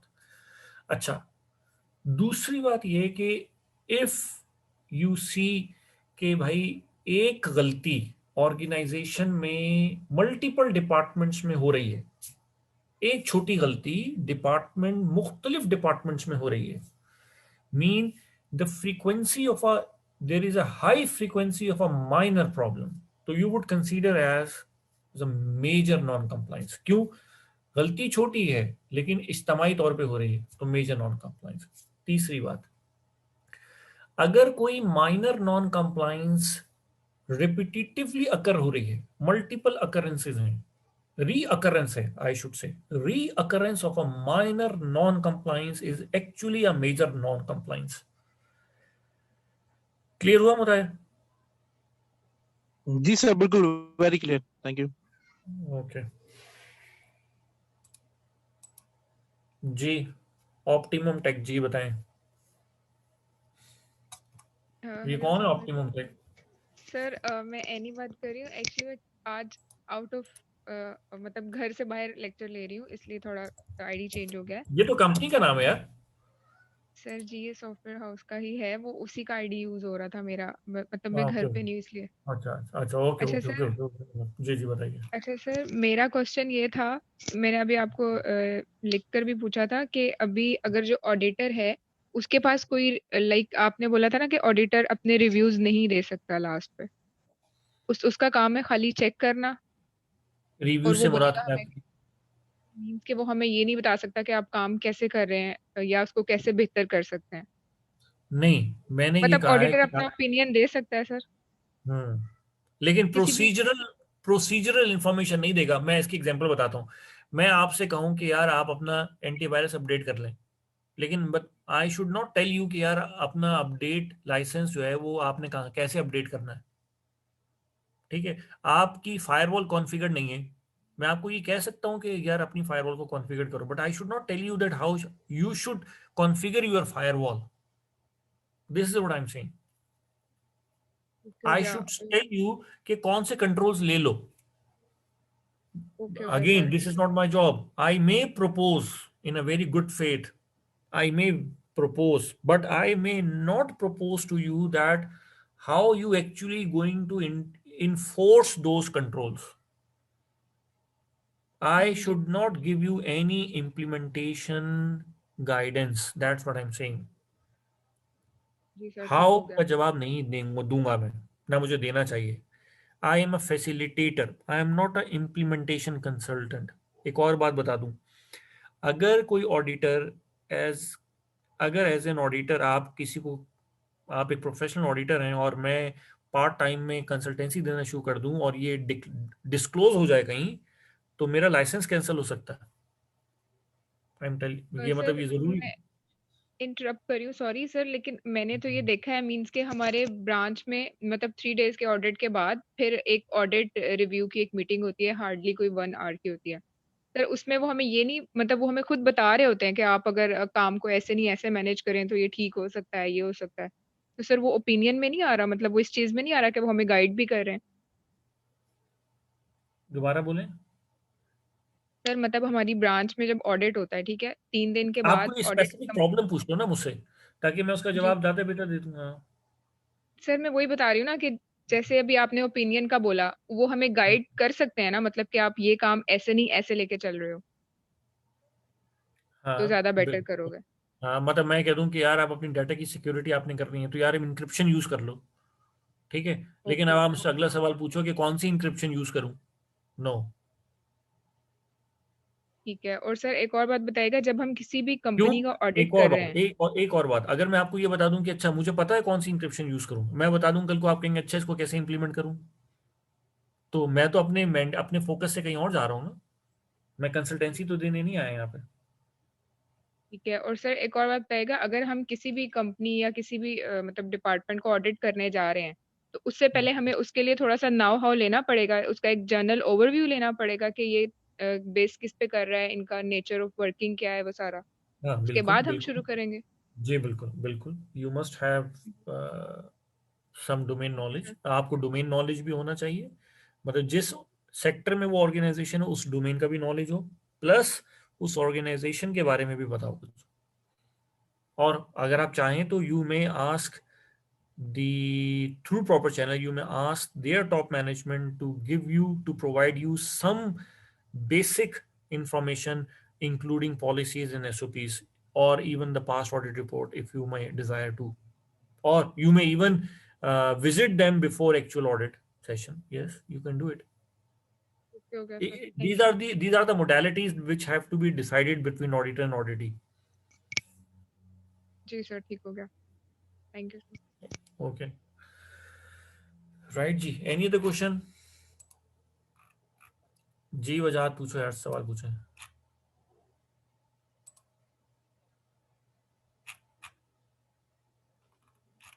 यार क्वेश्चन हाथ रेज कर दिया करो ताकि वो मेरे पास टॉप ऑफ द लिस्ट में आ जाए, प्लीज। जी वजाहत।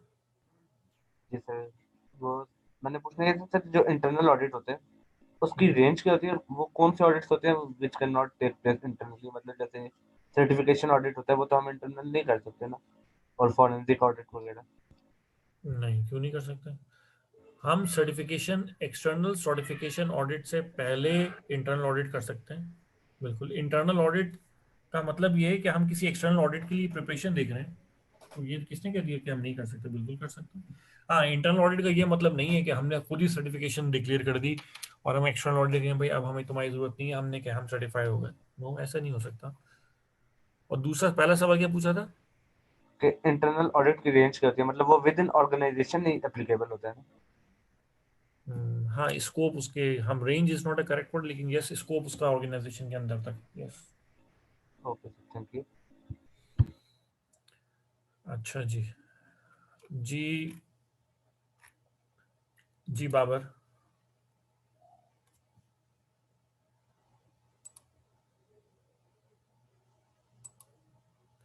ये मैं तीनों को अलाउ कर रहा हूँ, बाबर, मुसव्विर एंड तूबा। जी बाबर, फर्स्ट यू। अस्सलाम वालेकुम सर। वालेकुम सलाम। पूछना ये चाह रहा था, ये जितनी ऑडिट फर्म्स हैं, ये प्राइवेट फर्म्स हैं, इनका भी कोई ऑडिट होता है? नहीं तो खुद यानी कि हाँ चार्टर्ड अकाउंटेंट है, इनको भी कोई ऑडिट करता है या? देखो, चार्टर अकाउंटेंसी का तो मैं अभी इस बारे में कुछ नहीं कहूंगा क्योंकि इट्स नॉट माय जी डोमेन एरिया, नंबर वन। जी नंबर टू, जी जो हमारे जी यहाँ है, जो हमारी ऑडिटिंग फर्म है, यस, ऑडिटिंग फर्म का लाइसेंस रीन्यू होता है हर 3 साल के बाद, 5 साल के बाद, और लाइसेंस रिन्यूअल में इवन बीइंग एन ऑडिटर मेरा लाइसेंस भी रीन्यू होता है। तो मेरा लाइसेंस भी रीन्यू होता है और मेरी फर्म का भी लाइसेंस रीन्यू होता है, तो यस, और लाइसेंस रिन्यूअल का मतलब ये है कि उनका ऑडिट होगा। ऑडिट होगा सर। वो कौन सा इदारा फिर जो इन फर्म्स को रेगुलेट करता है इस तरह 3 साल या 5 साल के बाद? गवर्नमेंट का कोई है या?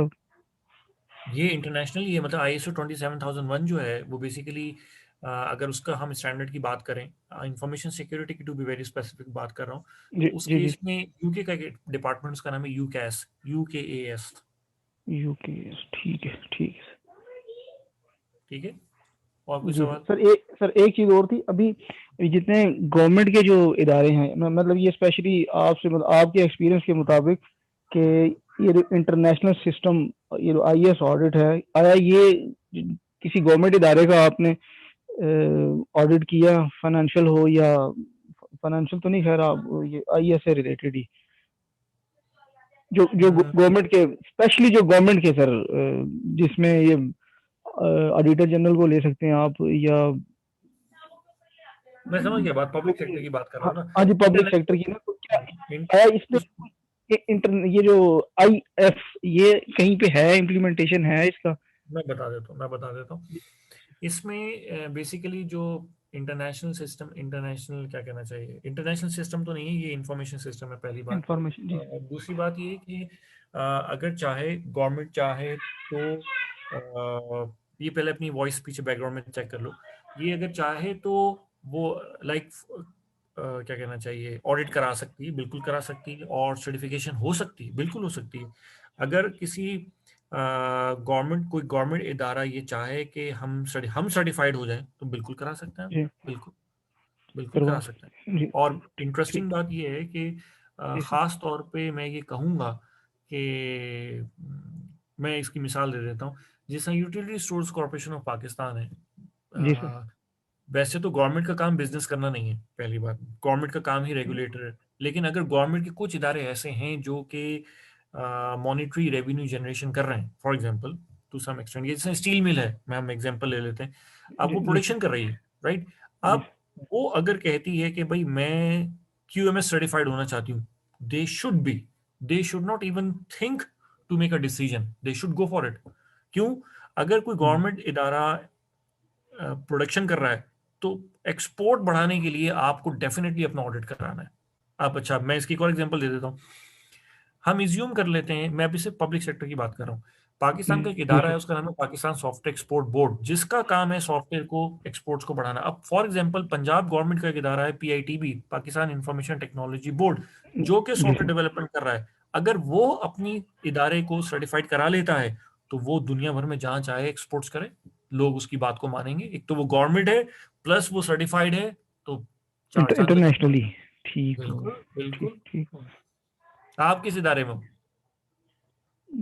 सर, यहाँ ओपनली नहीं बता सकता, बस ये कहने का मतलब ये जितने भी पुलिस का जो फाइनेंशियल ऑर्डर है, फिर इसके अलावा डिफेंस का है, ये ठीक जो है, हाँ ठीक है, कोई बात मतलब नहीं। वो, मैं अभी आई अभी एम अभी सर, ये जितनी बातें यकीन करें हो रही हैं ना, वो ऐसा लग रहा है कि अभी जैसे आप एक बात कर रहे हैं कि ऑडिट जब फिनिश हो जाता है, खत्म होने के बाद हम एक ऑडिट पैरा तैयार होता है ना, मुकम्मल वो ड्राफ्ट पैरा रेडी होता है, और वो मुतलका यूनिट जो सी है उसको जुबानी सिर्फ बता दिया जाता है कि ये पॉइंट्स हैं। डिस्कशन होने के बाद फिर वो जो उनका जो भी कोई CEO वगैरह है, वो यहाँ ऑफिस आएगा, और आने के बाद हमारा जो DG है वो बाकायदा साइन हुई एक कॉपी अपने पास रखेगा, एक फिर उनको दी जाती है कि आपकी यूनिट के अगेंस्ट ये फ्लॉज हैं, इनको अब आप विद इन इतने दिन, क्योंकि वो कैलकुलेशन तो की हुई होती है कि अब कुछ इसमें यूनिट्स ऐसी हैं जो कि प्रोडक्शन भी कुछ कर रही हैं, जिसमें ये PFA भी आ जाता है, HIT भी आ जाता है, ठीक फिर है, हम कुछ नाम नहीं यूनिट्स लेते, ऐसी। हाँ।